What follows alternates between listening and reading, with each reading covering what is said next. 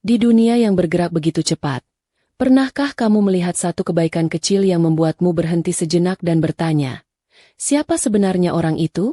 Kadang, takdir tidak datang dengan suara keras. Ia muncul dalam langkah paling sederhana, dalam wajah yang tidak kita duga. Dan tanpa kita sadari, hidup seseorang berubah hanya karena satu momen yang tampaknya sepele, namun ternyata menyimpan sesuatu yang jauh lebih besar. Ayo kita mulai ceritanya. Hujan baru saja berhenti ketika Rama memutuskan untuk menyetir sendiri malam itu. Jalanan Jakarta masih basah, memantulkan cahaya lampu kendaraan dan papan reklame yang berkilau seperti serpihan kaca. Wiper mobilnya bergoyang pelan, mengusir sisa rintik hujan yang masih menempel di kaca depan. Jam di dashboard menunjukkan angka hampir mendekati pukul 10 malam, waktu ketika kebanyakan orang sudah bersiap mengistirahatkan lelah, sementara pikirannya justru makin penuh sesak. Rama menarik napas panjang. Dasi yang sejak pagi melingkar di lehernya masih belum ia lepas. Kemeja putihnya masih rapi, meski ada garis lelah yang semakin jelas di wajahnya. Rapat sepanjang hari, presentasi yang penuh tekanan, lalu makan malam formal dengan beberapa rekan bisnis yang semuanya memakai topeng sopan santun. Ia bosan. Bukan pada pekerjaannya, tetapi pada kepura-puraan yang menempel di sekitarnya seperti bayangan. Ia memutar sedikit volume radio. Sebuah lagu lama mengalun pelan, tentang rumah, tentang pulang, tentang rindu yang tidak pernah selesai. Rama menghela napas lagi. Pulang ke apartemen mewah di lantai tinggi seringkali tidak terasa seperti pulang. Hanya ruangan luas dengan perabotan mahal, tapi tanpa suara, tanpa tawa, tanpa seseorang yang menunggu. Lampu merah di perempatan depan menyala. Rama menurunkan kecepatan, menghentikan mobil tepat di garis putih. Ia melirik ke sebelah kiri. Deretan ruko yang sebagian sudah tutup, hanya beberapa warung kecil yang masih bertahan dengan lampu temaram. Seorang bapak tua mendorong gerobak gorengan, langkahnya pelan, bahunya sedikit membungkuk. Di sisi lain, anak muda dengan jaket lusuh menepikan motornya, menunduk menatap layar ponsel. Rama memandang semua itu sekilas, lalu menatap lagi lurus ke depan. Namun sesuatu di ujung matanya menarik perhatian. Di sisi kanan jalan, tidak jauh dari zebra cross, seorang anak kecil terjatuh dari sepeda kecilnya. Suara benturan pelan terdengar, diikuti tangis yang pecah, melengking memotong bunyi mesin kendaraan. Sebelum siapapun bereaksi, seorang gadis berkerudung sederhana berlari kecil mendekati anak itu. Kerudungnya berwarna biru lembut, sudah agak pudar, ujungnya basah oleh sisa hujan. Bajunya hanyalah gamis polos yang warnanya tidak kontras dengan malam, tapi cara ia bergerak seolah membawa cahaya sendiri. Rama spontan mencondongkan tubuh, tangannya mematikan radio. Pandangannya terpaku pada gadis itu. Gadis itu berlutut di samping anak kecil yang masih menangis. Dengan gerakan lembut, ia memegang pundak anak itu, menepuk pelan. "Hei, jangan menangis, sakit ya?" Suaranya lembut, tidak terdengar jelas di balik kaca mobil, tetapi gerak bibirnya membuat Rama bisa menebak kalimat itu. Anak kecil itu mengusap matanya yang basah. Lututnya terluka, mengeluarkan darah sedikit. Gadis itu menatapnya cemas, lalu melihat sekeliling mencari sesuatu untuk mengobati. Tidak ada. Jalanan basah, warung agak jauh, dan orang-orang yang lewat hanya menoleh sekilas lalu melanjutkan langkah. Tanpa ragu, gadis itu memegang ujung kerudungnya. Rama mengerutkan kening. Ia tidak menyangka gadis itu sungguh-sungguh merobek sedikit bagian bawah kerudungnya. Kain yang sudah agak tipis itu dipotong dengan hati-hati, lalu ia lipat beberapa kali. "Tahan sedikit ya. Kakak bersihkan dulu," katanya lagi. Ia meniup pelan luka di lutut itu, lalu menempelkan kain kerudung yang sudah dilipat sebagai perban darurat. Jemarinya cekatan, seolah sudah terbiasa menolong meski tanpa alat lengkap. Ia mengikat kain itu di lutut kecil yang masih bergetar, lalu tersenyum. "Sudah, tidak apa-apa. Anak hebat kan tidak mudah menyerah," ucapnya sambil mengusap rambut anak itu. Tangis mulai mereda. Anak kecil itu mengisak pelan, kemudian menatap gadis itu dengan mata yang masih basah. Dari jarak mobil, Rama melihat jelas senyum gadis itu.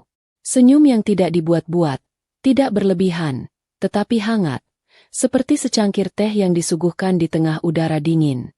Tidak ada yang bertepuk tangan. Tidak ada yang berterima kasih dengan suara lantang. Seorang ibu yang ternyata ibu si anak menghampiri tergesa-gesa. Wajahnya cemas. Aduh nak, kamu jatuh lagi. Sudah ibu bilang jangan ngebut. Suara itu terdengar samar dari dalam mobil. Gadis berkerudung itu hanya tersenyum dan berdiri pelan. Ia menepuk bahu anak itu sekali lagi. Hati-hati ya, sepedanya pelan-pelan saja.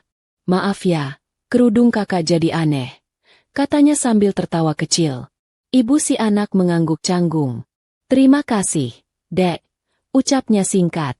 Nadanya lebih seperti refleks. Ia lalu sibuk memeriksa anaknya lagi. Tidak terlalu memperhatikan kerudung gadis itu yang kini bagian bawahnya tampak tidak rata. Gadis itu mengangguk, lalu melangkah pergi. Tidak ada ekspresi menunggu ucapan terima kasih. Tidak ada tatapan mencari perhatian. Seolah apa yang ia lakukan barusan hanyalah hal paling biasa di dunia. Lampu lalu lintas berganti kuning, lalu hijau. Klakson dari mobil di belakang terdengar, membuyarkan lamunan Rama. Ia tersentak, buru-buru menginjak pedal gas. Mobilnya melaju perlahan, melewati zebra cross, melewati tempat gadis tadi berdiri. Saat mobil bergerak, Rama sempat memutar kepala sedikit. Ia melihat sekilas wajah gadis itu. Wajah yang bersih meski tanpa riasan. Mata yang tampak lelah namun tetap menyimpan cahaya. Alisnya tidak terlalu tebal, bibirnya tipis. Ada garis halus kekuatan di sana, tetapi juga kelembutan yang memeluk. Rama menelan ludah. Ada sesuatu di dadanya yang terasa berubah. Ia tidak tahu apa. Beberapa meter kemudian, ia menepikan mobil di pinggir jalan. Ia mematikan mesin, bersandar di jok, dan memejamkan mata sejenak. Suara kendaraan berlalu lalang berpadu dengan sisa air yang menetes dari atap bangunan, menciptakan irama malam yang khas. Apa barusan itu? Ia mengulang dalam kepala. Seorang gadis yang rela merobek kerudungnya untuk membalut lutut seorang anak yang bahkan tidak ia kenal. Di kota di mana orang-orang terburu-buru mengejar waktu, gadis itu mengambil waktu untuk berhenti dan menolong. Rama membuka mata, menatap tangannya yang masih menggenggam setir. Sesuatu di dalam dirinya diguncang. Ia sudah sering menyumbang dalam jumlah besar untuk panti asuhan, yayasan sosial, dan kegiatan amal lain. Namun semua itu biasanya ia lakukan melalui rekening kantor, melalui tanda tangan pada lembar persetujuan, melalui angka. Yang ia lihat barusan adalah kebaikan yang jauh lebih kecil dari segi materi, tetapi terasa jauh lebih dekat, lebih hangat, dan entah mengapa, lebih menggetarkan. Ia teringat wajah-wajah orang yang menemuinya siang tadi. Senyum rekan bisnis yang dibuat seolah ramah, padahal hanya ingin mengamankan proyek. Tatapan para investor yang hanya peduli pada grafik keuntungan. Kata-kata manis yang disampaikan di meja makan, sementara di kepala masing-masing sudah menghitung untung rugi. Lalu ada gadis itu. Di jalan yang becek. Dengan kerudung yang bukan barang mahal. Dengan sepatu yang tampaknya sudah lama dipakai. Tapi hatinya lebih lapang daripada ruang rapat kantor yang luas. Siapa kamu sebenarnya? Gumam Rama pelan, tanpa sadar. Ia menatap dari kaca spion, berharap masih bisa melihat bayang gadis itu. Namun jalanan sudah kembali ramai. Orang-orang berlalu seperti biasa. Motor berderet. Mobil berhenti lagi di perempatan berikut. Gadis itu menghilang dalam kerumunan. Seperti tetes hujan yang melebur menjadi genangan. Rama akhirnya menyalakan kembali mobilnya dan melanjutkan perjalanan. Namun kali ini, ia menyetir lebih pelan. Pandangannya tidak hanya fokus pada garis putih jalan, tetapi juga pada trotoar, lampu toko, dan orang-orang yang berjalan tergesa-gesa. Entah mengapa, semua terlihat berbeda. Ia sampai di apartemennya sekitar setengah jam kemudian. Gedung tinggi itu berdiri angkuh menembus langit gelap. Satpam menyapanya dengan hormat, menunduk dalam. Lift mengantarnya naik dengan bunyi lembut, melampaui lantai demi lantai. Begitu pintu apartemen terbuka, aroma khas ruangan yang sudah lama ia tempati namun tetap terasa asing menyambutnya. Sofa empuk, Meja makan dengan vas bunga plastik, jam dinding yang berdetak rapi, rak buku dengan deretan novel dan buku bisnis. Semua rapi, semua tertata, semua lengkap, tapi hampa. Rama meletakkan kunci di atas meja kecil dekat pintu. Ia melepas sepatu, dasi, dan jas. Ia berjalan ke dapur, mengambil segelas air putih, lalu duduk di kursi dekat jendela besar yang menghadap ke kota. Dari sana, lampu-lampu kota tampak seperti bintang yang jatuh ke tanah. Mobil-mobil kecil bergerak seperti semut tak kenal lelah. Gedung-gedung lain berdiri dengan kaca yang memantulkan cahaya. Indah, dari kejauhan. Tapi Rama tahu, di antara cahaya itu, ada banyak hati yang lelah dan kesepian seperti dirinya. Ia menyesap sedikit air, merasakan dinginnya. Namun pikirannya kembali lagi ke perempatan jalan tadi.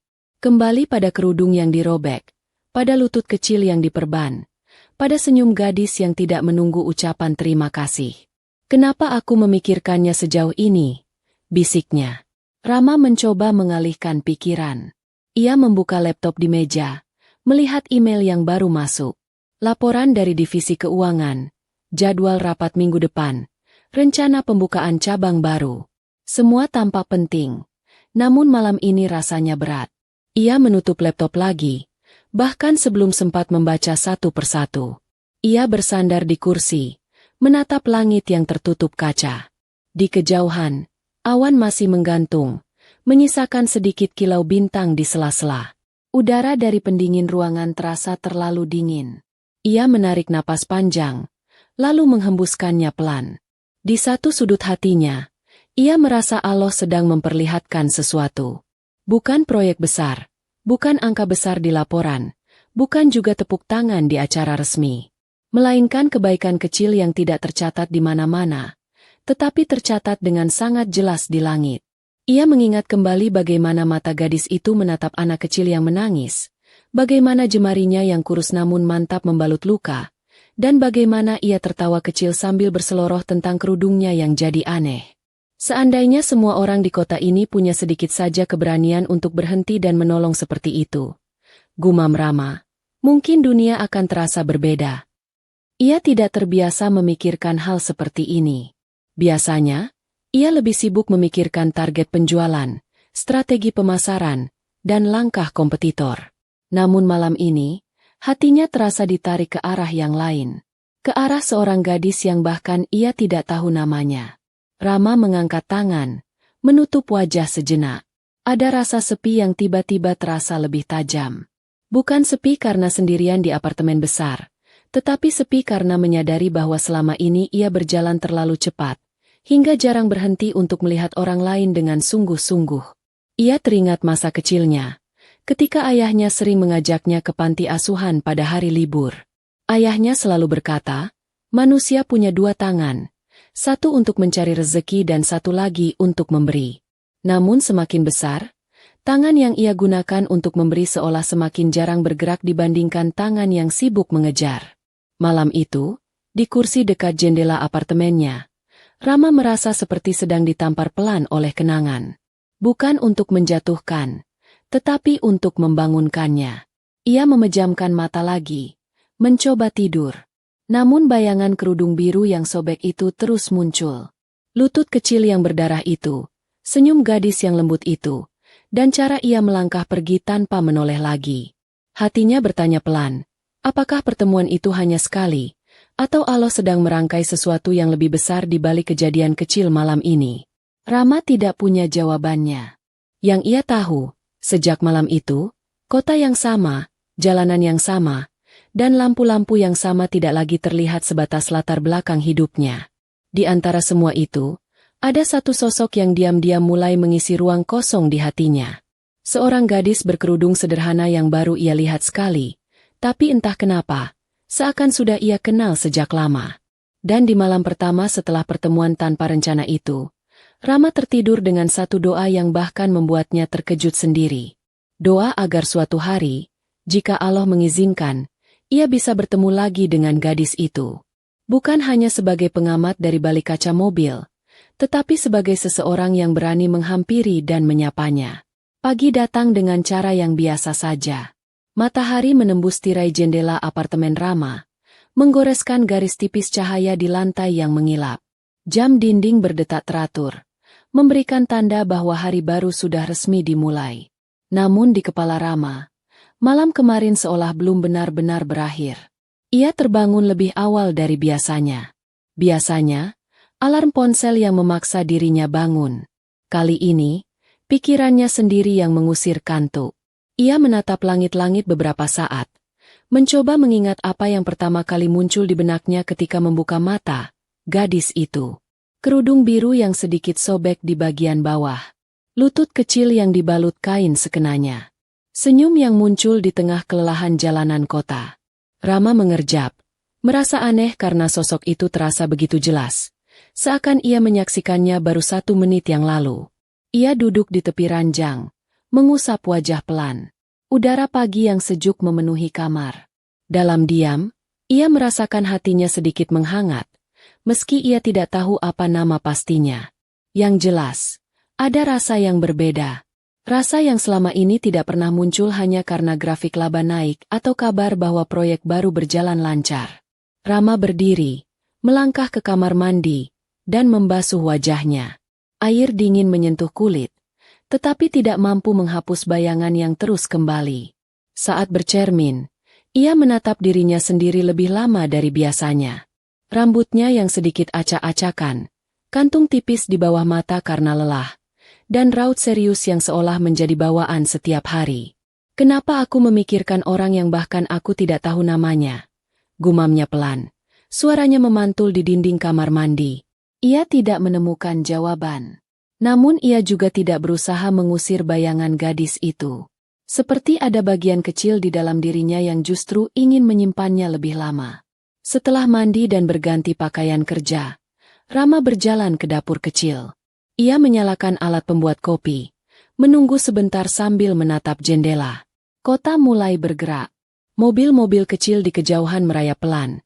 Pejalan kaki menyeberang di zebra cross yang sama. Lampu lalu lintas bergantian memainkan warna. Ia bertanya dalam hati, apakah gadis itu juga sudah terbangun? Apakah kerudungnya sudah dijahit ulang? Apakah ia masih menyimpan sobekan kain yang semalam digunakan untuk membalut lutut anak kecil itu? Atau justru sudah membuangnya tanpa berpikir? Kopi selesai dibuat. Rama menuangkannya ke cangkir, menyesap sedikit, lalu mengambil tas kerja. Ia menarik napas panjang sebelum keluar, seperti seseorang yang bersiap menghadapi medan pertempuran. Namun hari itu, selain rapat dan angka-angka, ada satu hal lain yang diam-diam ia harapkan. Ia berharap, meski hanya sekilas, bisa kembali melihat gadis itu di antara keramaian. Perjalanan ke kantor pun dimulai. Sopir sebenarnya sudah menunggu di lobi, tetapi Rama sengaja mengatakan bahwa ia ingin menyetir sendiri. Alasannya sederhana saja. Jika ia duduk di kursi belakang, sibuk dengan ponsel dan surat elektronik, ia hanya akan menjadi penumpang yang lewat di kota tanpa benar-benar melihat apapun. Padahal hari ini, ia ingin memperhatikan jalan. Mobil melaju menyusuri rute yang tidak jauh berbeda dengan biasa. Namun di satu titik, Rama sengaja memperlambat kecepatan saat mendekati perempatan tempat ia melihat gadis itu semalam. Pandangannya menyapu trotoar, mencari kerudung biru yang begitu jelas di ingatannya. Tidak ada. Di sana hanya ada ibu-ibu yang sedang menenteng tas belanja, seorang bapak yang mengatur parkir di depan warung, dan beberapa pelajar dengan seragam sekolah berjalan sambil bercanda. Jalanan masih basah sedikit, namun sinar matahari mulai membuat aspal berkilau. Rama menghela napas pendek. Entah mengapa, rasa kecewa kecil menyusup masuk. Ia menggeleng pelan, mencoba menertawakan dirinya sendiri. Betapa aneh, seorang direktur yang terbiasa memimpin puluhan karyawan dan menandatangani kontrak bernilai besar, kini sibuk mencari sosok asing di tengah jalan. Namun ia tidak bisa membohongi perasaannya. Malam kemarin bukan hanya tentang seorang gadis yang menolong anak kecil. Malam itu seolah menjadi cermin yang memperlihatkan sisi dirinya yang selama ini tertutup. Sisi yang dulu pernah ada ketika ia masih kecil dan sering diajak ayahnya berkeliling ke tempat-tempat yang jarang dikunjungi orang kaya. Dulu, ia melihat sendiri bagaimana ayahnya menepikan mobil hanya untuk membantu mendorong gerobak sayur yang bannya macet. Dulu, Ia melihat bagaimana ayahnya diam-diam memasukkan beberapa lembar uang ke kotak infak masjid tanpa memberitahu siapapun. Dulu, ia juga pernah merasa bahwa kebaikan adalah hal wajar yang seharusnya dilakukan setiap hari. Entah sejak kapan, semua itu bergeser. Hari-hari penuh target, angka, kesibukan. Kebaikan berganti menjadi agenda tahunan yang tercatat rapi dalam laporan keuangan, tetapi terasa jauh dari sentuhan. Dan gadis itu, entah mengapa, mengingatkannya pada semua yang mulai menghilang. Sementara itu, di sudut lain kota yang sama, Nirmala terbangun dengan cara yang berbeda. Jam weker kecil di samping kasurnya berdering nyaring. Ia meraba mencari tombolnya, mematikan bunyi, lalu mengusap matanya pelan. Kamar kontrakannya kecil, dindingnya sederhana, catnya sudah sedikit mengelupas di beberapa bagian. Namun sudut-sudutnya bersih. Sapu yang disandarkan di pojok ruangan bersandar rapi, pakaian digantung dengan tertib, dan di atas meja kecil ada mushaf yang selalu ia baca sebelum tidur. Nirmala duduk di tepi kasur tipisnya, menghela napas perlahan. Ia menatap langit-langit sebentar, lalu bibirnya mulai berbisik lirih, mengucap doa pagi. Meminta agar Allah menjaga langkahnya hari ini, memberikan kekuatan untuk menghadapi apapun yang datang, dan melapangkan hatinya meski hidup tidak selalu manis. Ia lalu berdiri dan melipat selimut. Setelah itu, ia berjalan ke dapur kecil yang ia bagi dengan dua penghuni kontrakan lain. Tidak ada suara lain pagi itu. Sepertinya mereka masih tertidur, atau mungkin sudah berangkat lebih awal. Nirmala menyalakan kompor gas kecil, merebus air, lalu membuat teh manis sederhana. Sarapannya hanya sepotong roti yang ia beli semalam, dibagi dua agar cukup sampai besok. Saat mengunyah pelan, tiba-tiba ia teringat kejadian semalam. Anak kecil dengan sepeda mungil yang terjatuh, lututnya berdarah, tangisnya pecah. Ia mengingat kembali rasa pedih di kerudung yang terpaksa ia robek. Kerudung itu bukan barang mahal, tapi satu-satunya yang masih tampak layak ia pakai untuk bekerja. Namun ketika mengingat tatapan lega anak kecil itu, Nirmala tidak menyesal sama sekali. Ia justru tersenyum kecil. Apapun yang bisa dipakai untuk menolong, jangan terlalu disayangkan, bisiknya pada diri sendiri. Setelah selesai sarapan, ia kembali ke kamar dan mengambil kerudung yang semalam ia gunakan. Bagian bawahnya memang tampak tidak rapi. Ia menatapnya sebentar, lalu duduk dan meraih jarum dan benang. Jemarinya mulai bergerak perlahan, mencoba merapikan bagian yang sobek. Jahitannya tidak sempurna, namun cukup untuk membuat kerudung itu tetap layak pakai. "Maaf ya," ucapnya pelan seolah berbicara pada kerudung itu. "Kamu jadi korban, tapi setidaknya ada lutut kecil yang tidak terlalu perih gara-gara kamu." Ucapannya sendiri membuatnya tertawa kecil. Hidup sendirian membuatnya sering berbicara sendiri. Bukan karena ia tidak waras, tetapi karena kadang sunyi terlalu panjang. Sejak kedua orang tuanya pergi satu persatu dari hidupnya, ia tidak punya siapa-siapa lagi. Ayahnya meninggal ketika Nirmala baru lulus sekolah menengah. Serangan jantung yang datang tiba-tiba menghentikan langkah pria yang selama ini menjadi tempatnya bersandar. Ibunya tidak kuat menanggung kesedihan, lalu meninggalkan rumah beberapa bulan kemudian dengan alasan mencari pekerjaan di luar kota. Setelah itu, tidak ada kabar lagi, tidak ada berita, tidak ada surat, tidak ada pesan singkat. Awalnya, Nirmala menunggu. Setiap suara motor berhenti di depan rumah membuatnya berharap. Setiap ketukan di pintu membuatnya berdoa. Tetapi lama-kelamaan, ia belajar menerima bahwa beberapa kepergian memang tidak selalu membawa janji untuk kembali. Rumah warisan orang tuanya akhirnya harus ia jual untuk menutup hutang dan biaya hidup. Dari situ, ia pindah ke kota, mencari pekerjaan apapun yang bisa ia lakukan. Sejak itu, hidupnya terikat pada jam kerja di toko alat tulis, jam tambahan membantu menjaga warung nasi di sore hari, dan kadang menjadi penjaga titip tas di masjid pada hari besar. Meski begitu, Nirmala tidak pernah mengizinkan dirinya larut dalam rasa kasihan pada diri sendiri. Ia selalu percaya bahwa selama Allah masih memberinya kesempatan bangun setiap pagi, itu berarti masih ada hal baik yang bisa ia lakukan. Setelah selesai menjahit kerudung, Nirmala bersiap berangkat. Ia memeriksa tas kecilnya, memastikan dompet, kunci, dan uang pas untuk ongkos sudah ada. Ia menatap cermin sederhana yang menggantung di dinding. Wajahnya tidak dihias apa-apa. Hanya bedak tipis yang ia sapukan untuk mengurangi kilap di wajah. Kerudung biru yang semalam ia perbaiki kini melingkar rapi menutupi rambutnya. Alhamdulillah, ucapnya pelan. Bersyukur masih bisa berangkat kerja dengan penampilan yang pantas. Ia melangkah keluar dari kamar dan mengunci pintu. Gang kecil di depan kontrakan masih sepi. Hanya ada suara burung yang terdengar dari pohon mangga tetangga. Nirmala berjalan melewati beberapa rumah, menyapa orang yang ia temui dengan senyum. "Pagi, Bu." Sapanya pada seorang ibu yang sedang menyapu halaman. "Pagi, Nirmala. Sudah berangkat kerja lagi?" Jawab ibu itu sambil tersenyum. "Iya, Bu, kalau tidak berangkat, nanti piring di rumah tidak ada yang bisa diisi." Jawab Nirmala sambil tertawa kecil. Ibu itu ikut tertawa. "Semoga hari ini lancar, ya?" "Amin," jawab Nirmala. Ia melanjutkan langkah menuju jalan utama untuk naik angkutan kota. Di dalam angkot yang bergoyang pelan, ia duduk di sudut, memeluk tasnya. Pandangannya menyapu keluar jendela, memperhatikan orang-orang yang memulai hari. Sesekali ia berbisik dalam hati, memohon agar hari ini tidak terlalu berat. Sesampainya di toko alat tulis tempat ia bekerja, Nirmala langsung menyapa pemilik toko. "Pagi, Pak," ucapnya sambil menunduk sopan. "Pagi, Nirmala." "Datang tepat waktu seperti biasa," jawab pemilik toko, seorang pria parubaya yang wajahnya selalu tampak serius namun hatinya cukup baik. "Hari ini mungkin agak ramai. Ada sekolah yang mau belanja alat tulis untuk acara."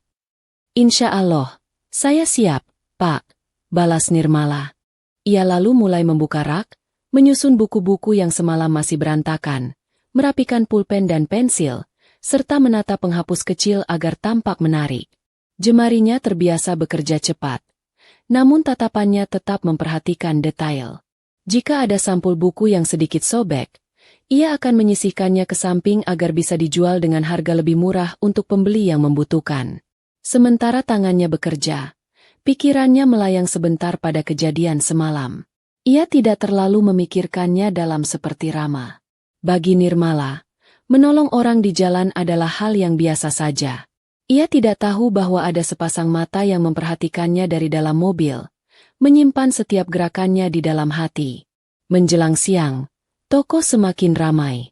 Anak-anak datang bersama orang tua mereka untuk membeli buku gambar, crayon, dan berbagai peralatan lain. Nirmala melayani dengan sabar. Setiap kali ada anak kecil yang kebingungan memilih, ia akan berjongkok agar sejajar dengan tinggi mereka, lalu bertanya dengan lembut, "Mau gambar apa nanti?" Jawaban polos tentang rumah, bunga, atau langit selalu berhasil membuatnya tersenyum.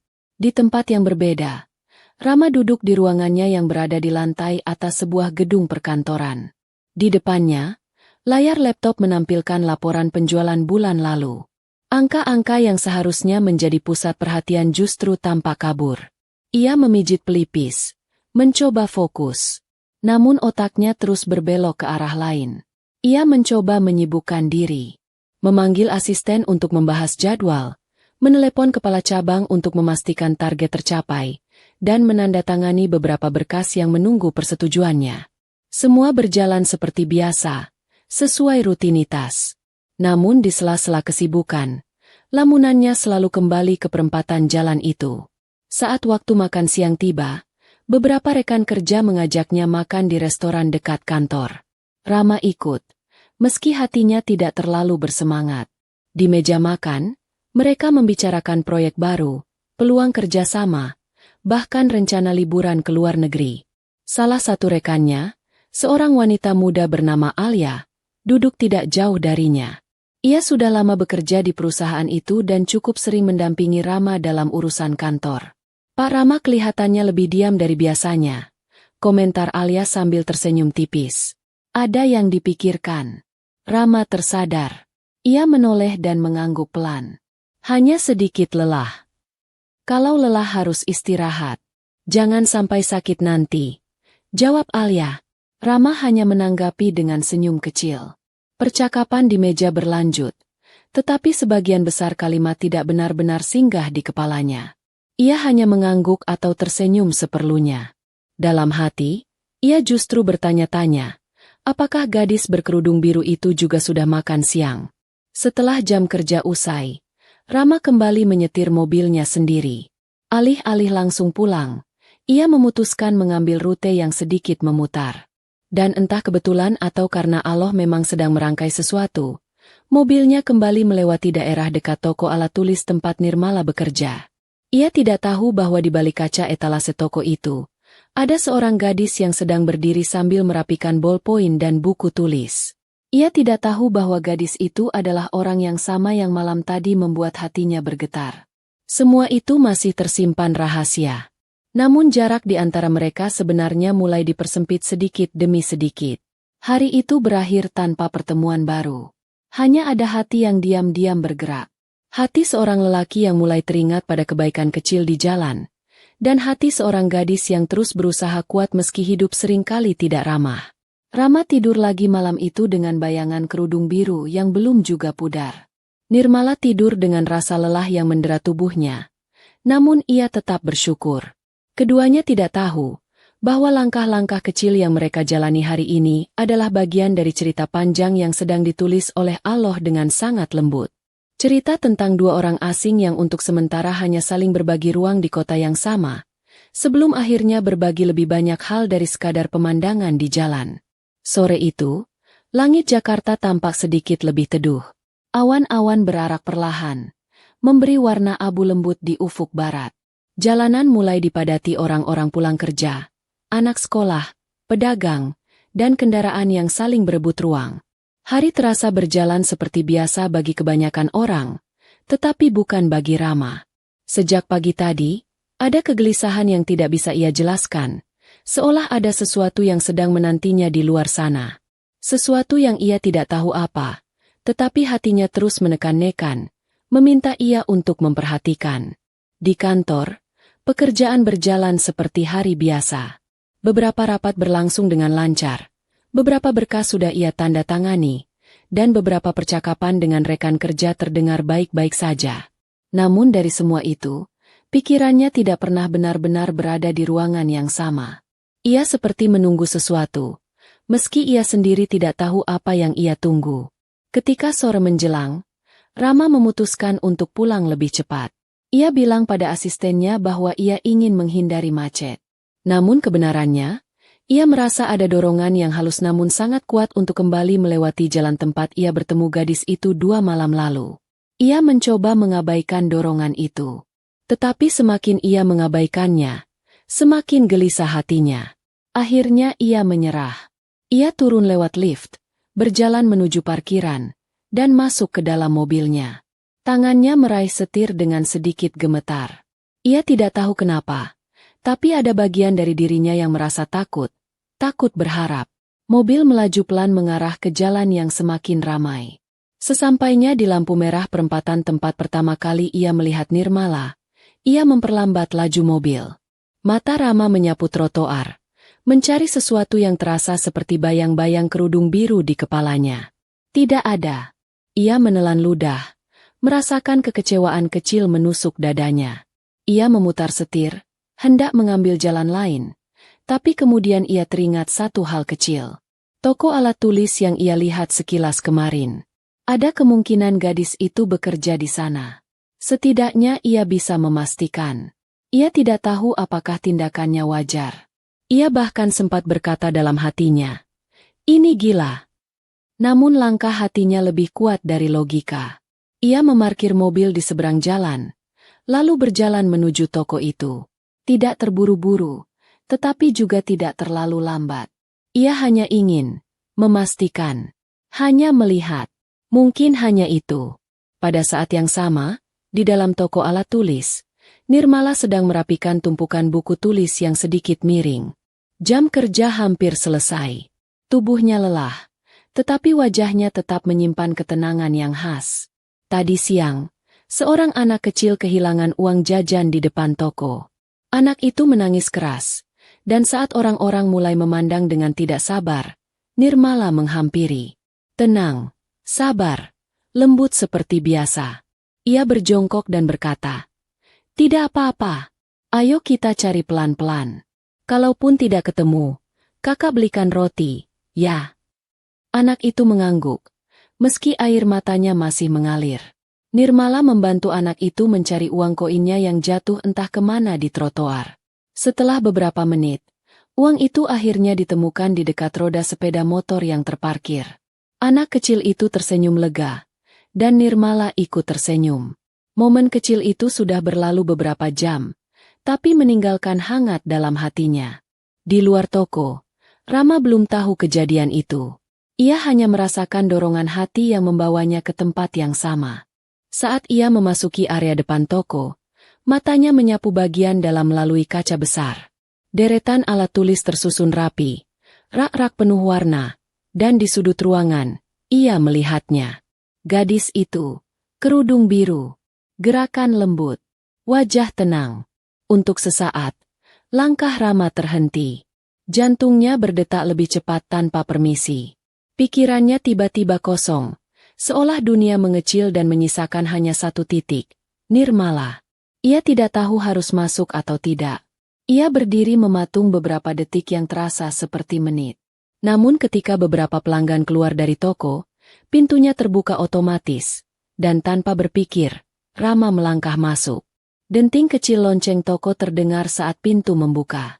Nirmala menoleh. Pandangan mereka bertemu. Sesaat saja. Sebelum Nirmala buru-buru kembali menatap buku yang sedang ia rapikan, jantungnya berdegup cepat tanpa alasan.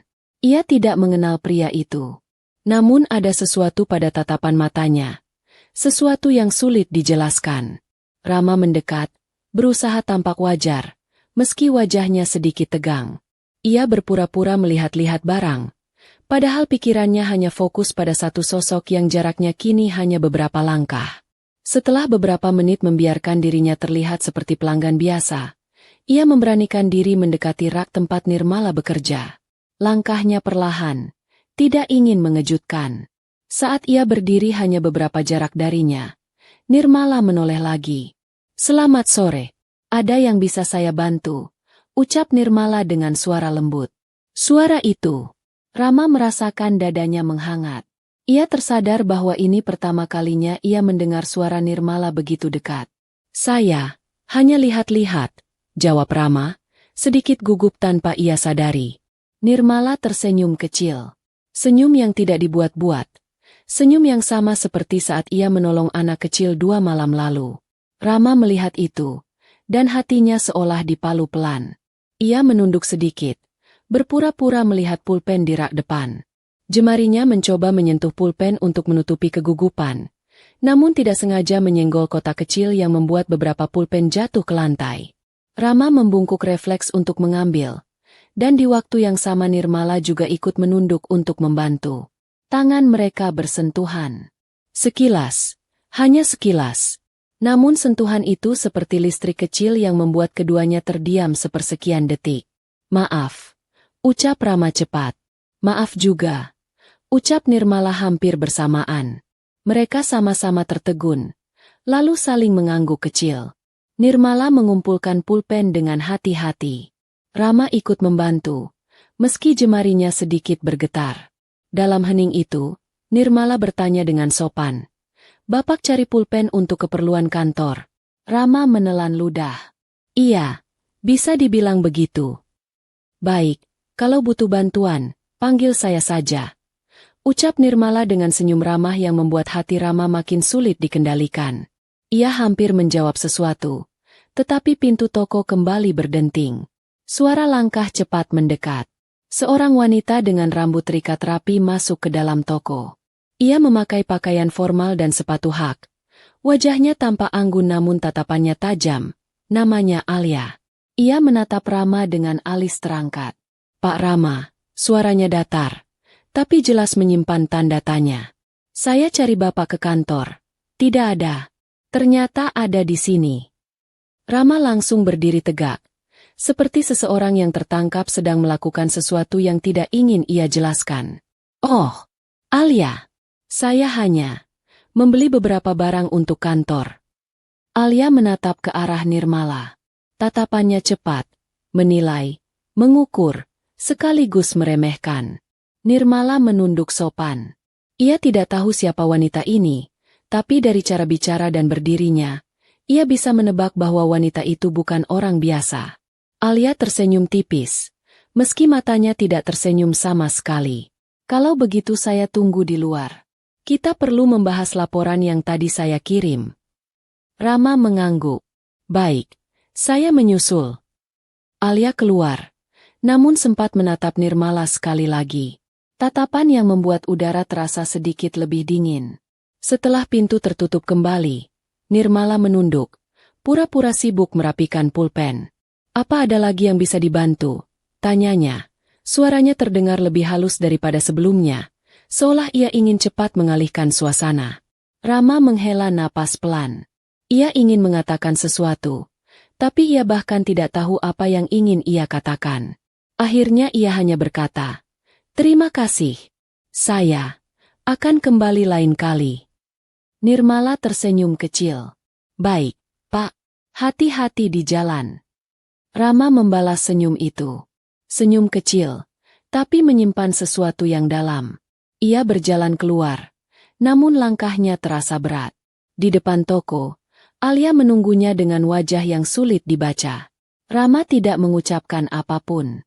Dan tanpa ia sadari, di balik kaca toko, Nirmala memandang punggungnya menjauh dengan perasaan yang ia sendiri tidak mengerti.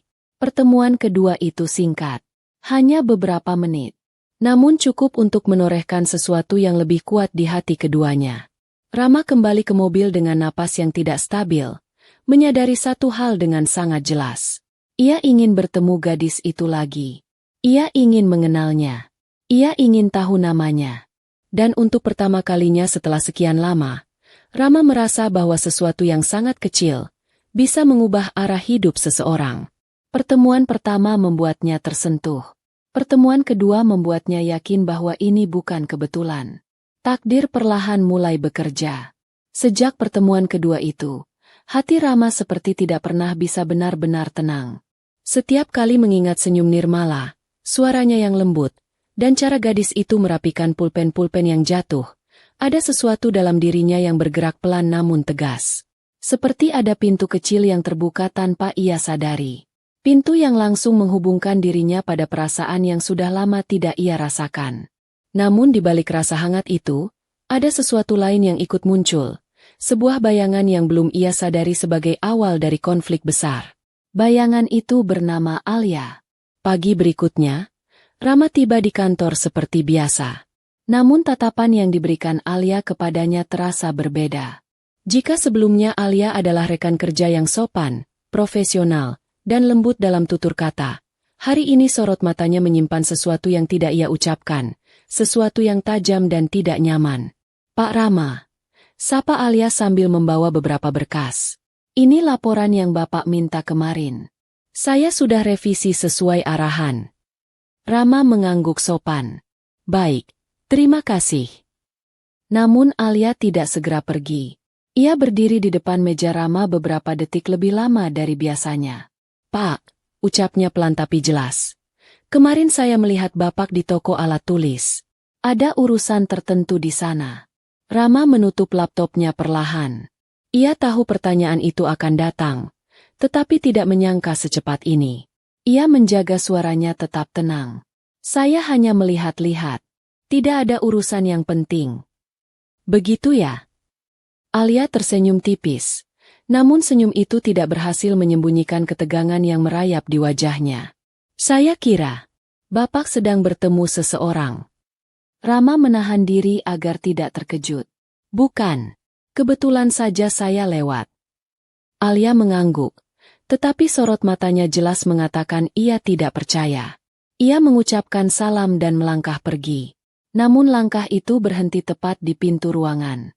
Tanpa menoleh, ia berkata dengan nada yang tidak bisa ditafsirkan sebagai nada seorang rekan kerja biasa. "Pak Rama, kalau Bapak butuh sesuatu, bahkan sesuatu yang tidak berhubungan dengan kantor, saya selalu ada untuk Bapak." Rama membeku sejenak. Itu bukan kalimat dari seorang pegawai kepada atasan. Itu kalimat dari seseorang yang menyimpan perasaan yang jauh lebih dalam daripada sekadar kagum. Alia keluar, dan Rama akhirnya mulai sadar bahwa perhatian Alia padanya bukan perhatian profesional. Ia mengusap wajahnya perlahan. Ia tidak pernah berniat membuat Alia salah paham. Ia tidak pernah membuka pintu apapun untuk kedekatan semacam itu.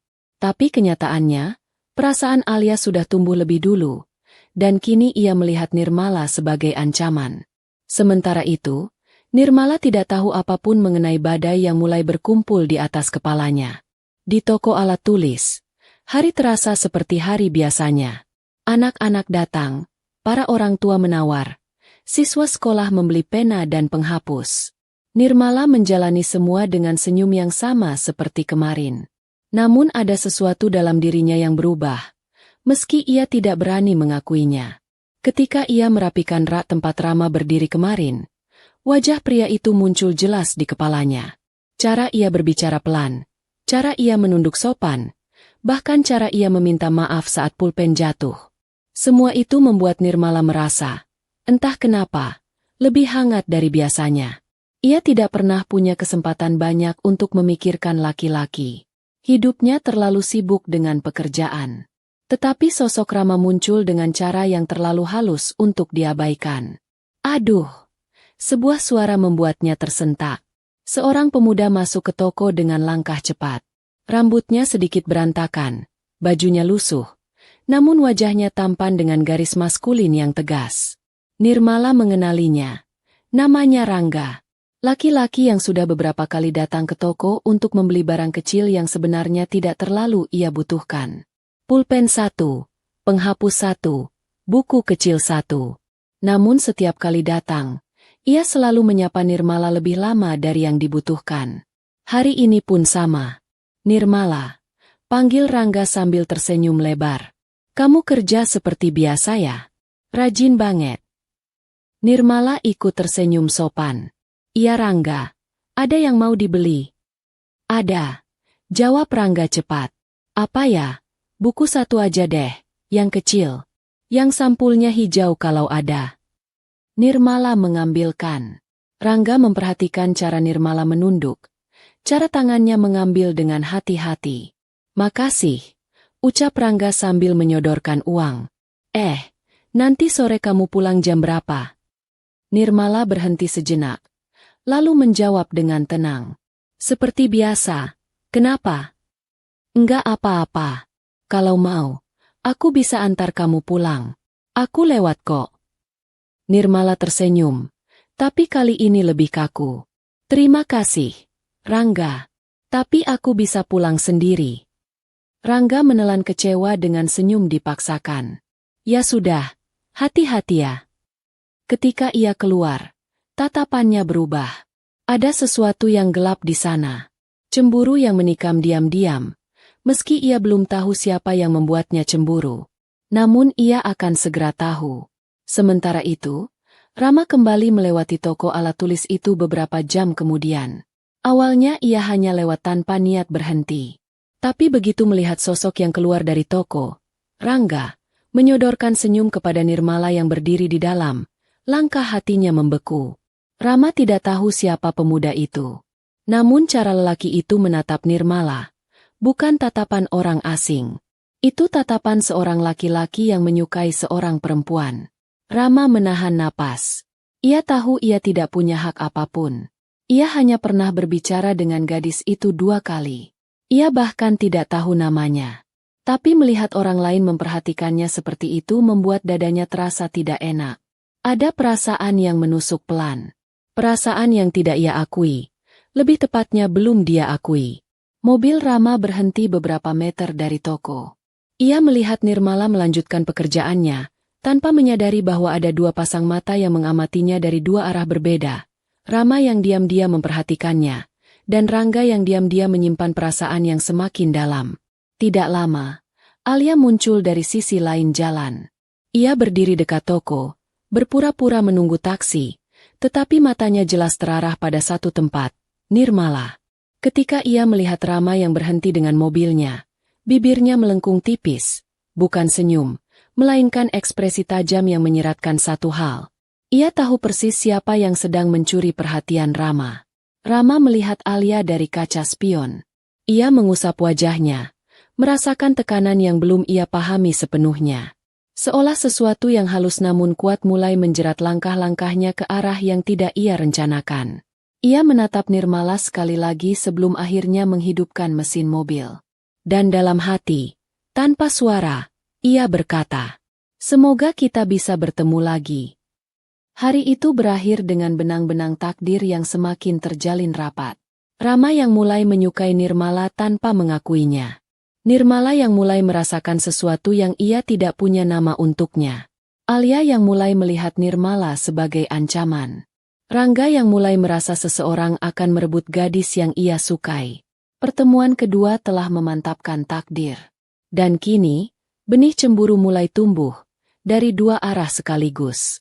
Tanpa disadari, badai kecil mulai terbentuk. Badai yang kelak akan menguji ketulusan hati mereka semua. Hari-hari berikutnya berjalan seperti gulungan waktu yang saling menyusul, membawa rutinitas yang tampaknya biasa saja bagi kebanyakan orang, tetapi tidak bagi empat hati yang sedang terjerat dalam alur takdir tanpa mereka sadari. Keempatnya, Rama, Nirmala, Alia, dan Rangga, seolah berdiri di simpang jalan yang sama, namun melihat arah yang berbeda-beda. Perasaan yang mereka simpan perlahan berubah menjadi bayangan yang mengikuti langkah mereka dimanapun berada. Di kantor, Rama mulai berubah. Ia masih bekerja dengan disiplin, masih memimpin rapat dengan tegas, dan masih menandatangani berkas-berkas dengan ketelitian yang sama seperti sebelumnya.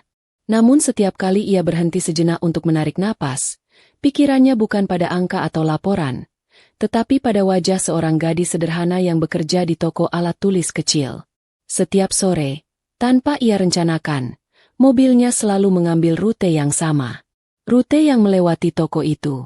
Meski ia tidak turun, ia merasa lebih tenang hanya dengan melihat dari kejauhan bahwa gadis itu baik-baik saja, masih bekerja, masih tersenyum kepada pelanggan, masih menjalani hidupnya dengan kekuatan yang sulit dijelaskan. Namun ia belum berani menghampirinya. Ada rasa ragu yang menahan langkahnya. Bukan ragu pada perasaannya, tetapi ragu apakah ia pantas mengusik kehidupan sederhana gadis itu. Dan di sisi lain, Alia semakin sensitif terhadap perubahan Rama. Ia memperhatikan bagaimana Rama terlihat gelisah tanpa alasan yang jelas. Bagaimana tatapannya sering hilang fokus seolah memikirkan sesuatu yang tidak ada di kantor. Bagaimana ia pulang lebih cepat, tapi tidak langsung pulang ke apartemennya. Alia mulai mencurigai satu hal, Rama sedang jatuh hati, dan ia yakin gadis itu bukan dirinya. Sementara itu di toko alat tulis, Nirmala hidup seperti biasa. Ia merapikan rak buku, memberi harga pada pulpen baru, melayani pelanggan, dan sesekali membantu anak kecil mencari alat tulis yang mereka mau. Namun di sela-sela kesibukannya, hatinya mulai merasakan sesuatu yang tidak biasa. Setiap kali pintu toko berdenting, ia menoleh sebentar. Setiap kali seseorang masuk, ia menatap sepersekian detik lebih lama, memastikan apakah pria itu adalah orang yang memenuhi pikirannya sejak beberapa hari terakhir. Ia mencoba mengabaikannya. Ia mencoba mengatakan pada dirinya bahwa ia hanyalah membesar-besarkan pertemuan singkat itu. Namun setiap kali ia mengingat tatapan Rama yang tenang, suara lembutnya saat berbicara, dan cara ia meminta maaf ketika pulpen jatuh, jantungnya berdegup sedikit lebih cepat. Ia tidak pernah berharap banyak dalam hidup. Ia hanya ingin hidup tenang, bekerja, makan secukupnya, tidur dengan rasa syukur. Namun kini ada rasa lain yang datang tanpa mengetuk pintu hatinya terlebih dahulu. Sedikit demi sedikit, Nirmala mulai merasa takut. Takut berharap pada sesuatu yang mungkin mustahil. Takut menyukai seseorang yang dunianya jauh di atas dirinya. Takut membiarkan hatinya tersangkut pada perasaan yang ia kira tidak akan pernah tumbuh lagi setelah kehilangan banyak hal dalam hidup. Namun perasaan tidak pernah meminta izin untuk datang. Jika perasaan cinta bisa menyentuh dua hati sekaligus, maka rasa cemburu pun bisa menjerat dua hati lain dalam waktu yang sama. Rangga, pemuda yang sering datang ke toko, semakin gelisah. Ia bisa merasakan bahwa Nirmala menjauh. Bukan karena ia melakukan kesalahan besar, tetapi karena ada kehadiran lain yang perlahan mengisi ruang yang selama ini ia harapkan menjadi miliknya. Ia tidak tahu siapa pria itu. Ia tidak tahu dari mana datangnya. Namun ia merasa perubahan itu. Cara Nirmala tersenyum tidak selebar biasanya. Cara ia menghindari tatapan Rangga. Cara ia lebih sering menunduk. Semua memberi tanda bahwa hatinya sedang dipenuhi oleh seseorang. Rangga tidak suka itu. Tidak sama sekali. Dan ia bertekad untuk mencari tahu siapa yang membuat hatinya resah seperti ini. Sore itu, hujan turun lagi. Tidak deras. Hanya rintik halus yang jatuh merata di atas genteng toko, mengirimkan aroma tanah basah yang menenangkan. Nirmala yang sedang mengatur rak dekat pintu mendongak sejenak. Merasakan suasana yang entah kenapa membuat hatinya tenang sekaligus gelisah. Saat ia kembali bekerja, pintu toko berdenting lagi. Ia menoleh. Rangga masuk dengan langkah yang lebih berat dari biasanya. Ada sesuatu di wajahnya yang berubah. Matanya tampak gelap. Tidak seperti biasanya yang ceria. Nirmala. Sapanya tanpa senyum. Nirmala menegakkan tubuhnya. Iya, Rangga. Ada yang mau dibeli. Rangga menggeleng. Aku cuma mau bicara. Nirmala merasa jantungnya turun sedikit. Ada sesuatu yang tidak beres. Namun ia tetap tersenyum sopan. Bicara apa? Rangga menatapnya dalam-dalam. Akhir-akhir ini kamu beda. Nirmala menelan ludah. Beda gimana maksud kamu apa? Kenapa kamu menjauh? Suara Rangga lebih keras. Meski ia berusaha menurunkannya lagi. Kamu suka seseorang. Pertanyaan itu menghentikan dunia di sekitar Nirmala. Ia menunduk dalam. Meremas jarinya yang tiba-tiba gemetar.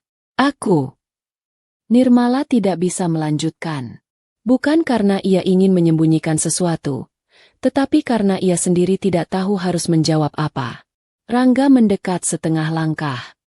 Kamu suka sama orang itu? Siapa dia yang kemarin datang ke toko? Degup jantung Nirmala semakin cepat. Rangga, jangan begini. Aku tidak. Aku lihat dia. Potong Rangga cepat. Aku lihat dia berdiri di luar. Pria itu. Mobil bagus. Wajahnya seperti bos besar. Kamu suka dia? Ya. Nirmala membeku. Ia merasa paru-paru dan tenggorokannya terasa sesak. Ia tidak sempat menjawab karena pintu toko kembali berdenting. Rama masuk. Dengan jas rapi. Dengan wajah sedikit basah terkena rintik hujan. Dengan sorot mata yang langsung mencari Nirmala. Dan menemukan bahwa gadis itu sedang berdiri terlalu dekat dengan seorang lelaki lain. Rama terdiam di ambang pintu. Hatinya seperti ditarik tiba-tiba. Ada rasa yang menusuk, panas, dingin, perih, marah, semua bercampur menjadi satu. Nirmala menoleh, seolah tidak percaya Rama benar-benar datang pada saat paling tidak tepat. Jemarinya mengepal pelan. Ia takut Rama salah paham. Rangga menatap Rama dengan tatapan tajam. Ukurannya jelas. Inikah pria yang merebut hatinya? Hening menyelimuti toko beberapa detik. Rama akhirnya melangkah maju. Nirmala, ucapnya pelan. Kamu tidak apa-apa. Nirmala membuka mulut, tetapi tidak sempat menjawab. Rangga maju lebih dulu. Ini siapa? Rama tidak menanggapi Rangga. Ia menatap Nirmala saja. Seperti seseorang yang ingin memastikan gadis itu benar-benar baik-baik saja. Dia mengganggumu? Suara Rama lembut. Tapi ada sesuatu yang berbahaya di baliknya. Nirmala menggeleng cepat. Tidak. Tidak ada yang mengganggu. Kami hanya bicara. Rangga menatap Rama dari ujung kaki sampai ujung kepala. Kamu tidak perlu ikut campur. Ini urusan kami. Rama kembali menatap Nirmala. Bukan Rangga. Kalau Nirmala bilang tidak apa-apa, saya percaya. Tapi kalau dia merasa tidak nyaman. Ia menghentikan kalimatnya. Tatapannya cukup jelas untuk Rangga mengerti. Hening kembali turun. Nirmala merasa dadanya sesak. Ia tidak ingin ada pertengkaran. Ia tidak ingin ada salah paham. Dan ia tidak ingin Rama terlibat masalah karena dirinya. Namun sebelum ia bisa meredam, sebelum ia bisa mengatakan sesuatu, Alia tiba-tiba muncul di pintu toko, basah oleh hujan dan menatap tajam ke arah Rama. Udara di dalam toko langsung berubah lebih dingin. 4 orang, 4 perasaan, dan 4 arah hati kini bertemu dalam satu ruangan kecil. Masing-masing membawa api kecil yang pelan tapi pasti mulai membakar. Dan hari itu, ujian pertama cinta mereka dimulai. Bukan dari dunia luar yang keras, tetapi dari hati-hati yang saling bertabrakan tanpa permisi. Suasana di dalam toko alat tulis itu menjadi begitu tegang hingga udara seolah terasa lebih berat dari biasanya.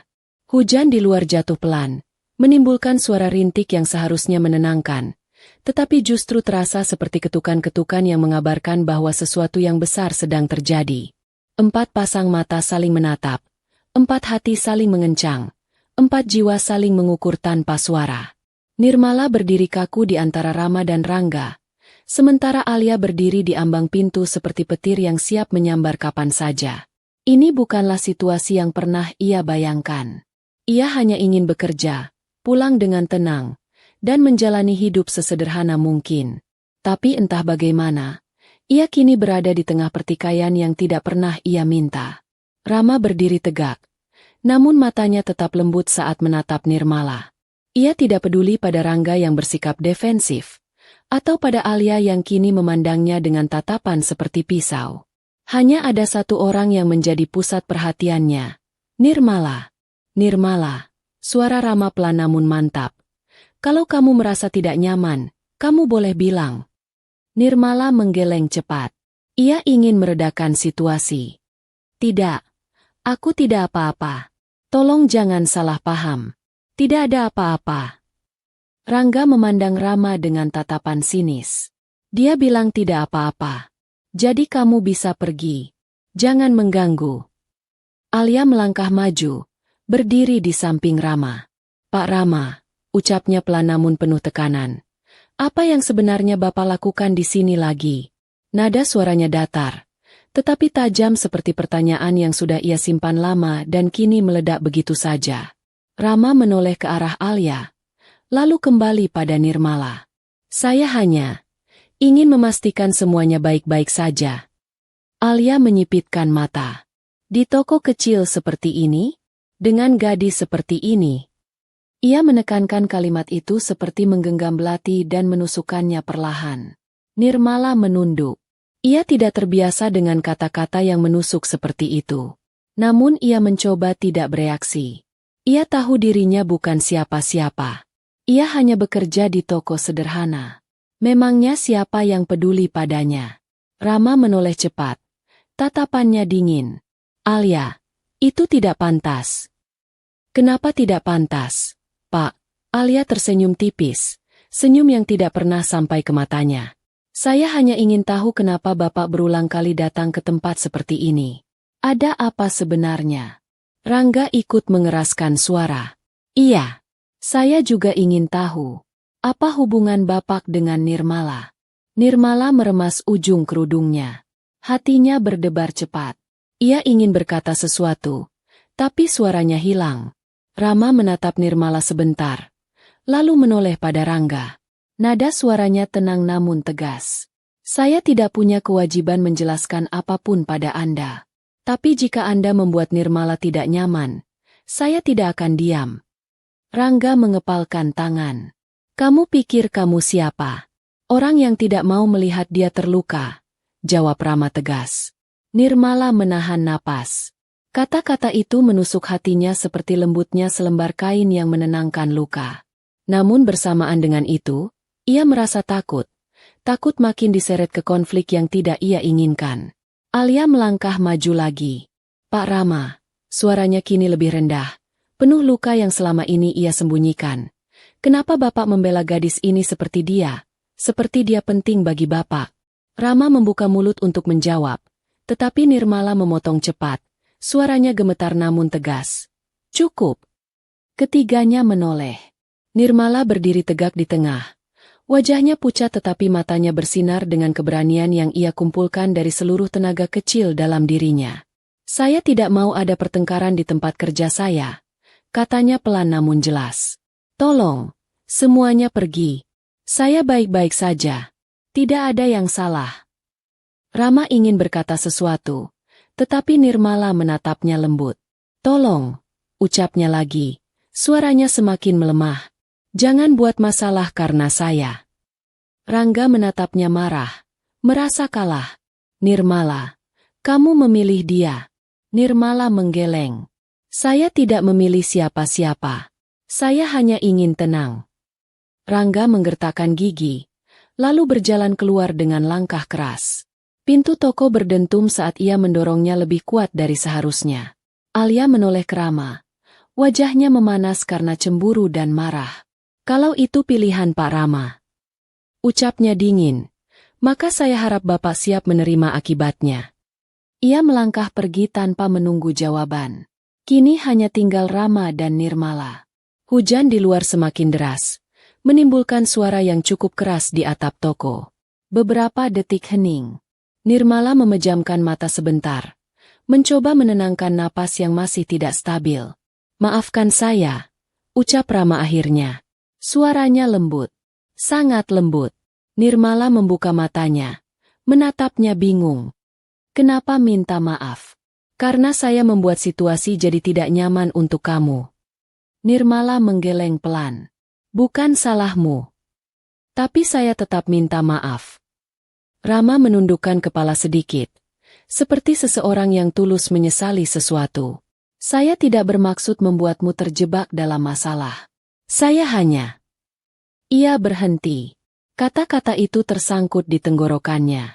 Nirmala merasa dadanya menghangat, namun ia tetap menjaga jarak. "Apapun alasannya, terima kasih sudah khawatir. Tapi kamu tidak perlu melakukan itu." Tatapan Rama melembut, tetapi di dalamnya ada rasa sedih yang tidak ia ukur. "Apa kamu takut saya datang lagi?" tanyanya pelan. Nirmala menunduk. Ia tidak tahu harus menjawab apa. Ia tidak ingin menyakiti Rama. Namun ia juga takut bahwa kedekatan ini akan membuat hidupnya lebih sulit. "Rama," ucapnya lirih, "kamu tidak tahu kehidupan saya. Kamu tidak tahu saya siapa. Saya hanya gadis biasa. Sangat biasa. Tidak punya apa-apa. Tidak punya siapa-siapa." Rama menatapnya dalam. "Justru karena itu saya ingin mengenal kamu." Nirmala memejamkan mata. Setetes air mata jatuh, bukan karena sedih, tapi karena hatinya mulai retak oleh perasaan yang tidak ia inginkan namun tidak bisa ia hentikan. Rama mendekat setengah langkah, tetapi tetap memberi ruang. Ia tidak ingin menakutinya. "Nirmala," suaranya pelan seperti bisikan, "saya tidak peduli kamu dari mana. Saya hanya peduli bahwa kamu adalah kamu." Nirmala terisak kecil, namun ia cepat-cepat menghapus air matanya. "Jangan bilang seperti itu. Jangan membuat saya berharap." "Saya tidak menyuruh kamu berharap," jawab Rama lembut. "Tapi saya tidak akan berbohong tentang apa yang saya rasakan." Hening lagi. Pada akhirnya, Nirmala hanya bisa berkata pelan, "Aku mohon, jangan ganggu hidupku dulu. Aku butuh waktu." Rama mengangguk. "Aku akan memberi kamu waktu." Ia melangkah mundur dengan pelan, lalu berjalan ke pintu. Sebelum keluar, ia menoleh sekali lagi. "Nirmala," katanya, suaranya menggetarkan udara. "Apapun yang terjadi, kamu tidak sendirian." Pintu tertutup pelan. Dan untuk pertama kalinya setelah sekian lama, Nirmala menutupi wajahnya dengan kedua tangan dan menangis dalam diam. Bukan karena sedih, bukan karena takut, tetapi karena untuk pertama kalinya setelah bertahun-tahun hidup sendirian, ada seseorang yang berkata ia tidak lagi sendirian. Dan itu menakutkan sekaligus menenangkan pada waktu yang sama. Sejak kejadian di toko alat tulis itu, hari-hari berjalan dengan rasa canggung yang pelik. Nirmala mencoba kembali menjalani hidup seperti biasa, tetapi hatinya tidak lagi sama. Ada sesuatu yang mengganggunya setiap saat, sesuatu yang tidak ia tahu bagaimana mengendalikannya. Dan nama sesuatu itu adalah Rama. Ia mencoba bekerja seperti biasa. Ia menyapa pelanggan, merapikan buku-buku, menata rak alat tulis. Namun seringkali ia berhenti sejenak hanya untuk menarik napas panjang, merasakan dadanya berdebar tanpa alasan. Setiap pintu toko berdenting, ia menoleh lebih cepat dari sebelumnya. Namun Rama tidak datang selama 2 hari. Hal itu membuat Nirmala merasa lega sekaligus. Entah kenapa, kecewa. Sementara itu, Rama benar-benar memberi jarak seperti yang diminta Nirmala.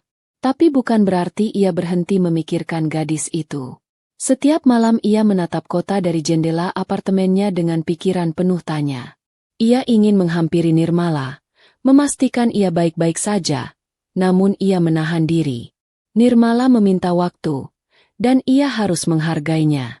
Namun jarak itu tidak menghentikan Alia dan Rangga untuk bergerak. Alia mulai menyelidiki siapa gadis itu. Ia bertanya pada satpam sekitar toko, mencuri jam kerjanya hanya untuk memastikan apakah Rama melewati jalan itu, dan bahkan mencoba menyusun rencana untuk berhadapan langsung dengan Nirmala. Dendamnya tumbuh pelan, namun pasti. Sedangkan Rangga mulai sering terlihat di sekitar toko.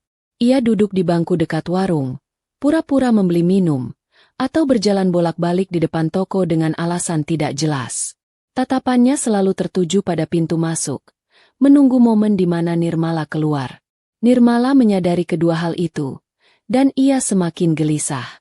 Ia merasa hidupnya yang tenang perlahan berubah menjadi pusat angin puting beliung yang menghisap segala arah. Namun tanpa ia duga, hari yang akan mengubah segalanya datang di pagi yang cerah. Pagi itu, Nirmala sedang menyapu depan toko ketika sebuah mobil putih berhenti di seberang jalan. Pintu terbuka pelan, dan sosok yang sangat ia kenal keluar dari dalamnya, Rama. Hatinya langsung melorot. Ia tidak tahu harus menyambutnya dengan senyum atau menjauh. Ia hanya berdiri kaku sambil memegang sapu. Namun Rama tidak datang sendiri. Dari pintu kanan muncul seorang wanita berkerudung anggun dengan wajah lembut. Dari pintu belakang, seorang pria parubaya turun sambil tersenyum ramah. Mereka tampak seperti orang tua baik hati yang baru saja menghadiri acara keluarga. Rama menghampiri Nirmala perlahan, memastikan langkahnya tidak membuat gadis itu terkejut. "Selamat pagi, Nirmala." Sapanya pelan. Nirmala menelan ludah. "Pagi." Wanita berkerudung itu ikut tersenyum. "Kamu Nirmala?" Nirmala mengangguk. Ia bingung. "Iya Bu. Ada. Keperluan apa?" Rama menarik napas kecil. "Ini ibuku.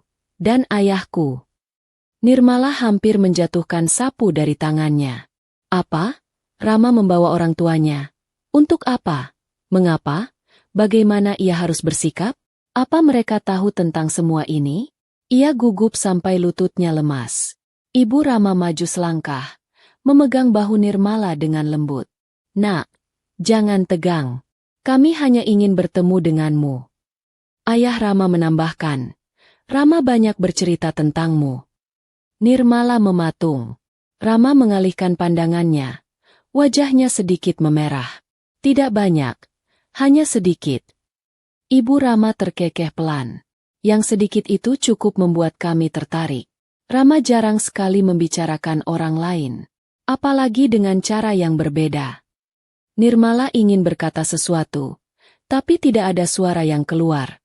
Ia merasa tenggorokannya mengering. Rama mendekat setengah langkah. Suaranya lembut seperti biasanya. "Aku tahu kamu minta waktu.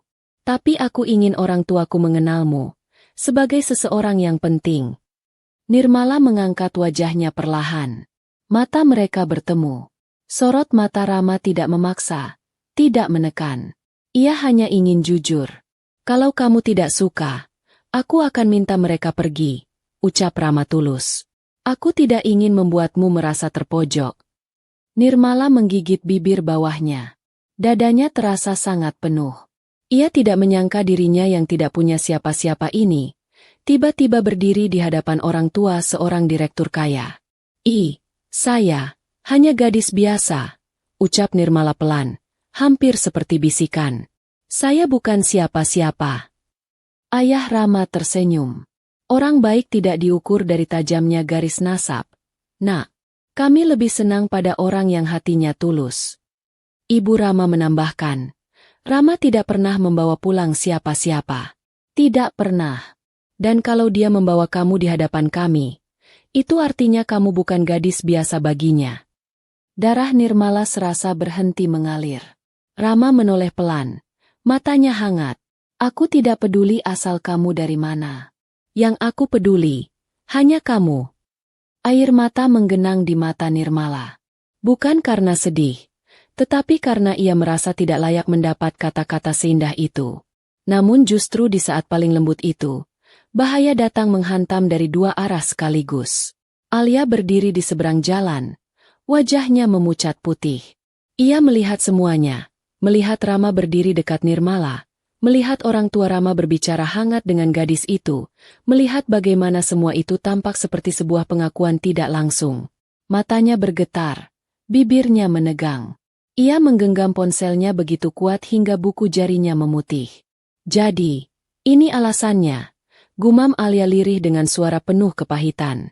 Ia merasa seperti sedang dikhianati oleh dunia. Dan ketika ia mulai melangkah maju, siap melakukan sesuatu yang bodoh, dari arah lain, Rangga berdiri tepat di ujung jalan. Wajahnya tidak kalah hancur. Ia menyaksikan orang tua Rama menyambut Nirmala, menyaksikan Rama menatap gadis itu dengan hangat, menyaksikan sesuatu tumbuh di antara dua orang yang bukan dirinya. Itu Nirmala. Suaranya gemetar. Dia benar-benar memilih orang itu. Rangga mengepalkan tangan begitu kuat hingga uratnya muncul. Hatinya remuk, tetapi amarah menutupi semua rasa lainnya. Dan saat kedua hati yang terluka itu saling menatap dari kejauhan, Alia dan Rangga, mereka dengan cepat memahami satu hal. Mereka punya musuh yang sama. Sementara itu, Nirmala masih berdiri di antara Rama dan orang tuanya, tidak sadar bahwa badai yang lebih besar sedang menunggu di tikungan waktu. Ia hanya menatap Rama dengan sorot mata yang kini tidak lagi bisa ia sembunyikan. Sorot mata yang mengatakan bahwa meski ia takut, hatinya perlahan mulai menyerah pada ketulusan Rama. Namun ia belum tahu, perjalanan menuju kebahagiaan tidak pernah dibiarkan berjalan mulus begitu saja. Di balik kelembutan pagi itu, ada dua hati yang terluka, dua ego yang tercabik, dan dua niat buruk yang mulai berakar. Dan semuanya tertuju pada satu gadis. Nirmala. Hujan turun sejak pagi, bukan deras, hanya gerimis lembut yang jatuh seperti bisikan langit kepada bumi. Udara terasa sejuk, daun-daun basah, dan aroma tanah memberi ketenangan yang menembus sampai dada. Di halaman kontrakan kecil tempat Nirmala tinggal, tikar sudah digelar, kursi-kursi plastik disusun, dan rangkaian bunga sederhana dipasang oleh beberapa tetangga yang dengan senang hati membantu. Hari ini, sesuatu yang tidak pernah Nirmala bayangkan dalam hidupnya akan terjadi. Hari ketika seorang gadis tanpa keluarga, tanpa harta, tanpa keistimewaan apapun, akan diikatkan namanya dengan seorang laki-laki kaya, berpendidikan, terhormat, namun memilihnya bukan karena paras atau jabatan, melainkan karena kebaikan hatinya. Hari ini adalah hari pernikahan mereka. Di kamar kecil yang menjadi tempat tinggal Nirmala selama ini, ia duduk diam di depan cermin. Hanya ada dua tetangga perempuan yang membantunya berdandan. Tidak ada make-up tebal, tidak ada gaun mahal, tidak ada perhiasan berlebihan. Hanya kerudung putih sederhana yang disetrika rapi dan sepasang pakaian bersih. Wajah Nirmala sangat tenang, namun hatinya berdebar hebat. Ia menatap pantulan dirinya. Mata itu adalah mata yang dahulu sering menangis dalam diam, merasa kesepian, merasa tidak punya siapa-siapa.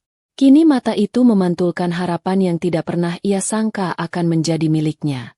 Nirmala mengusap sudut matanya pelan. "Allah, engkau benar-benar membalikan hidup hamba dengan cara yang hamba tak bisa duga," bisiknya lirih. Tetangga yang membantu merapikan kerudungnya tersenyum melihat itu.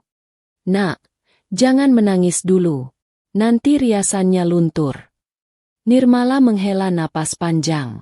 "Maaf, Bu. Saya hanya tidak percaya semua ini benar-benar terjadi." Wanita itu menepuk bahunya dengan lembut. "Kamu anak baik. Jalanmu memang berat. Tapi Allah tidak pernah tidur. Laki-laki baik akan menemukan perempuan baik. Kamu pantas bahagia." Nirmala menunduk. Air matanya hampir jatuh lagi. Kali ini bukan air mata kesedihan, tapi syukur yang meluap tanpa bisa ia rem. Di luar, Rama berdiri di bawah tenda kecil yang dipasang oleh para tetangga. Ia memakai kemeja putih bersih, rapi, tapi wajahnya tampak tegang. Ya, sangat tegang. Beberapa tamu kecil-kecil, anak-anak tetangga, berlarian sambil berkomentar pelan. Itu pengantin laki-lakinya ya? Iya, ganteng banget. Ih, kayak artis. Mobilnya mahal banget tuh di depan. Rama tersenyum sekilas setiap kali ada yang memandangnya penasaran. Namun hatinya sama sekali tidak berada di tempat itu. Ia ingin melihat Nirmala, memastikan gadis itu benar-benar siap melangkah ke hidup barunya. Ayah dan ibu Rama berdiri di dekatnya. Ayahnya menepuk bahunya sambil berbisik. Tenang, nak. Kau seperti hendak presentasi di depan investor besar saja. Rama tertawa kecil, meski dadanya masih bergemuruh. Ayah, saya tidak pernah setegang ini sebelumnya. Ibunya memegang tangan Rama hangat. Cinta itu memang begitu. Ia menimbulkan rasa takut karena kau tidak ingin kehilangan. Tapi kau juga akan merasakan damai saat memeluknya. Rama memejamkan mata sejenak, meresapi kalimat itu. Dan ketika ia membuka mata, sesuatu yang ia tunggu akhirnya terjadi. Pintu kamar kecil itu terbuka. Dan Nirmala keluar. Langkah Nirmala sangat pelan. Kerudung putih sederhana menutupi sebagian wajahnya. Namun kecantikan yang memancar bukan dari riasan, melainkan dari ketenangan hatinya. Ia terlihat seperti seseorang yang telah berjalan jauh melewati badai dan akhirnya tiba di tempat aman. Semua tamu menoleh. Beberapa ternganga. Beberapa tersenyum haru. Anak-anak berhenti bermain dan menatap dengan mata berbinar. Rama terpaku. Hatinya seolah berhenti berdetak untuk sesaat. Nirmala. Bisiknya tanpa suara. Bagi Rama, dunia seakan mengecil menjadi satu titik. Gadis itu. Gadis yang dulu ia lihat menolong seorang anak kecil di tengah hujan. Gadis yang merobek kerudungnya demi seseorang yang tidak ia kenal. Gadis yang hidup sendirian, namun memiliki hati selapang langit. Dan kini, Allah menghadirkannya sebagai calon istrinya. Nirmala menunduk sedikit ketika melihat Rama. Ia malu, ia gugup, tetapi ia juga bahagia.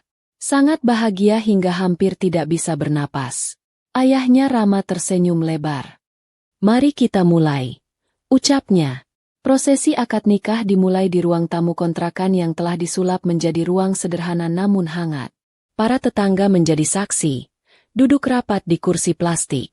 Beberapa ibu membawa ponsel untuk merekam. Anak-anak duduk bersila di lantai. Rama duduk di hadapan penghulu dengan tangan sedikit gemetar. Ayahnya duduk di sisi kanan, mendukung. Ibu Rama duduk di pojok, menahan air mata haru. Nirmala duduk di balik tirai tipis, ditemani dua ibu tetangga yang menghiburnya sambil memegang tangannya. Penghulu mulai membaca rangkaian kalimat nikah. Dan ketika waktunya tiba, Rama menarik napas panjang. Dengan suara mantap, ia ucapkan ijab kabul yang paling menentukan hidupnya. Setelah itu, suasana menjadi hening. Beberapa detik seperti menahan napas seluruh dunia. Sah. Ucap para saksi hampir bersamaan. Kalimat itu menggema seperti petir lembut di hati Nirmala. Ia menutup mulut dengan telapak tangan. Air matanya jatuh deras. Ia menangis. Bukan tangis sedih. Bukan tangis kehilangan. Tangis yang lahir dari doa yang akhirnya dijawab. Alhamdulillah. Bisiknya pelan. Alhamdulillah. Di luar tirai, Rama tersenyum lebar untuk pertama kalinya sejak hari itu dimulai. Senyum yang ia simpan dalam hatinya selama ini akhirnya menemukan rumah. Setelah prosesi selesai, tirai dibuka. Rama maju, mengulurkan tangan untuk menyalami istrinya. Istrinya, untuk pertama kalinya. Nirmala menunduk dalam-dalam. Tangan kirinya gemetar saat disodorkan kepada Rama. Rama menyentuhnya pelan, hampir takut merusaknya. Nirmala. Suaranya serak. Mulai hari ini, aku berjanji tidak akan membiarkan kamu berjalan sendirian lagi. Nirmala mengangkat wajahnya. Mata mereka bertemu untuk pertama kali sebagai suami istri. Terima kasih. Ucapnya lirih. Karena memilihku. Allah yang memilih kamu untukku, jawab Rama. Dan aku bersyukur karena dia memilih yang terbaik. Tetangga-tetangga menahan haru. Ibu Rama menangis pelan sambil mengusap pipinya. Ayah Rama tersenyum bangga. Dan meskipun hari itu penuh kebahagiaan, ada dua hati yang menyaksikan dari kejauhan, dua hati yang tidak mendapatkan apa yang mereka inginkan. Alia berdiri beberapa rumah dari tempat itu, melihat dari balik dinding. Ia memegang dadanya, menahan perih yang sulit dijelaskan. Rangga berdiri di ujung gang, menatap langit tanpa kata. Dadanya perih, tetapi akhirnya ia menyadari bahwa cinta tidak bisa dipaksakan. Mereka berdua pergi tanpa membuat masalah. Luka mereka akan sembuh oleh waktu, dan mereka belajar sesuatu yang tidak bisa diajarkan oleh siapapun. Cinta sejati tidak bisa direbut, tidak bisa dicuri, dan tidak bisa dipaksakan. Cinta sejati datang pada hati yang tulus. Hari itu, hujan berhenti tepat ketika Rama dan Nirmala duduk berdampingan untuk pertama kalinya. Matahari muncul perlahan, menembus awan tipis, membiaskan cahaya hangat ke halaman kecil tempat pesta sederhana itu berlangsung. Anak-anak berlarian. Tetangga menyiapkan makan siang. Ayah dan Ibu Rama duduk bercengkrama, bahagia melihat putra mereka menemukan sosok yang benar-benar membuatnya hidup. Rama menatap Nirmala. Nirmala menatap Rama. Dan tanpa perlu kata-kata, mereka sama-sama tahu, hidup mereka tidak akan mudah. Banyak cobaan menunggu. Banyak rintangan akan datang. Tetapi kali ini, mereka tidak lagi berjalan sendirian. Rama menggenggam tangan Nirmala lebih erat. "Selamat datang di rumahmu," bisiknya. Nirmala tersenyum. Senyum yang dulu pernah hilang, kini kembali dengan cahaya yang jauh lebih indah daripada sebelumnya. Dan di bawah langit yang perlahan cerah, dua hati itu memulai kehidupan baru. Kehidupan yang dibangun bukan oleh harta, bukan oleh penampilan, bukan oleh kebetulan, tetapi oleh kebaikan kecil yang Rama saksikan tanpa sengaja. Kebaikan yang menjadi awal dari takdir cinta yang tak pernah mereka rencanakan, namun paling mereka syukuri.